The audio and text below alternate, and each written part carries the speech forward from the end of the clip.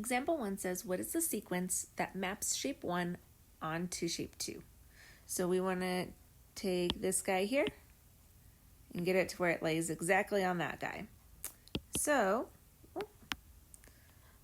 what we want to do is, I notice that this guy is kind of upside down. Shape 1 is upside down. We want this little inside square to be on the bottom. So the first thing I need to do, my goodness, is I need to rotate it, and I'm going to rotate it around the origin.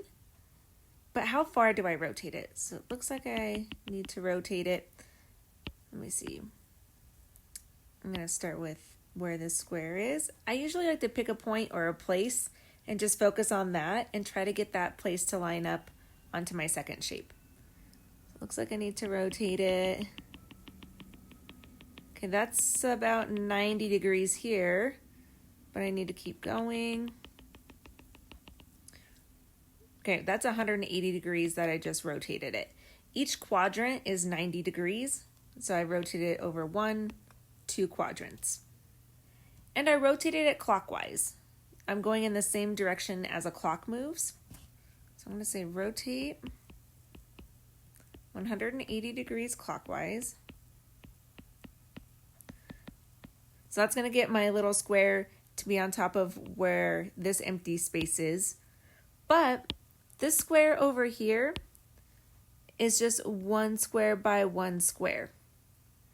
The square on shape 2 is 2 squares by 2 squares. Do you see like the little 1, 2, 1, 2?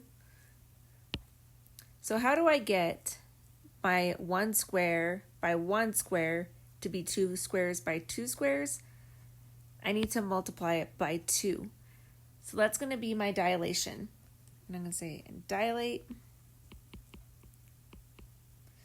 And the number we dilate by is the scale factor.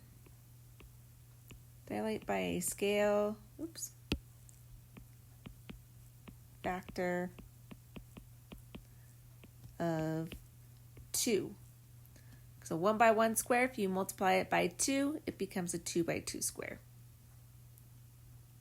And that's it. And that'll map shape 1 onto shape 2.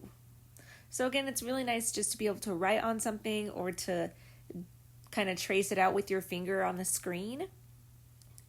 There's a lot of different ways to do these problems.